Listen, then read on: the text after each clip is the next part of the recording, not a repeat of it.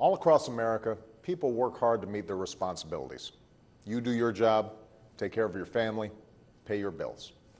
Sometimes, particularly in tough times like these, you have to make hard choices about where to spend and where to save.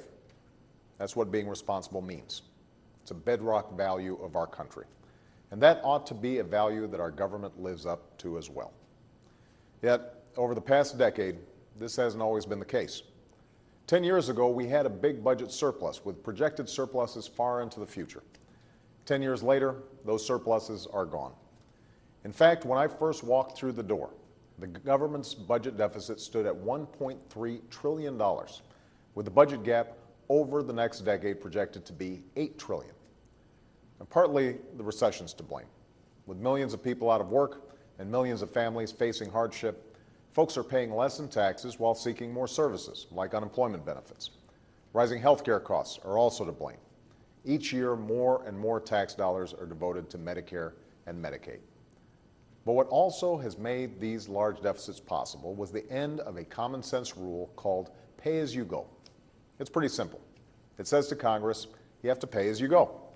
You can't spend a dollar unless you cut a dollar elsewhere. This is how a responsible family or business manages a budget. This is how a responsible government manages a budget as well. It was this rule that helped lead to balanced budgets in the 1990s by making clear that we could not increase entitlement spending or cut taxes simply by borrowing more money. And it was the abandonment of this rule that allowed the previous administration and previous Congresses to pass massive tax cuts for the wealthy and create an expensive new drug program without paying for any of it. Now, in a perfect world, Congress would not have needed a law to act responsibly, to remember that every dollar spent would come from taxpayers today or our children tomorrow. But this isn't a perfect world. This is Washington. And while in theory there is bipartisan agreement on moving forward on balanced budgets, in practice, this responsibility for the future is often overwhelmed by the politics of the moment. It falls prey to the pressures of special interest groups, to the pull of local concerns, and to a reality familiar to every single American, the fact that it's a lot easier to spend a dollar than save one. That's why this rule is necessary, and that's why I'm pleased that Congress fulfilled my request to restore it. Last night, I signed the pay-as-you-go rule into law. Now Congress will have to pay for what it spends, just like everybody else. But that's not all we must do.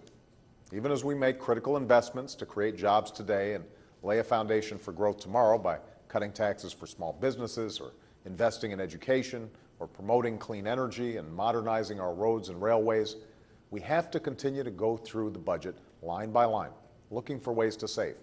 We have to cut where we can to afford what we need. This year, I've proposed another $20 billion in budget cuts, and I've also called for a freeze in government spending for 3 years. It won't affect benefits through Medicare, Medicaid, or Social Security, and it will not affect national security, including benefits for veterans. But it will affect the rest of the budget. Finally, I've proposed a bipartisan fiscal commission to provide recommendations for long-term deficit reduction. Because in the end, solving our fiscal challenge, so many years in the making, will take both parties coming together, putting politics aside, and making some hard choices about what we need to spend and what we don't. It will not happen any other way. Unfortunately, this proposal, which received the support of a bipartisan majority in the Senate, was recently blocked. So I will be creating this commission by executive order. After a decade of profligacy, the American people are tired of politicians who talk the talk, but don't walk the walk when it comes to fiscal responsibility. It's easy to get up in front of the cameras and rant against exploding deficits. What's hard is actually getting deficits under control. But that's what we must do. Like families across the country, we have to take responsibility for every dollar we spend. And with the return of pay-as-you-go, as well as other steps we've begun to take, that is exactly what we are doing. Thanks.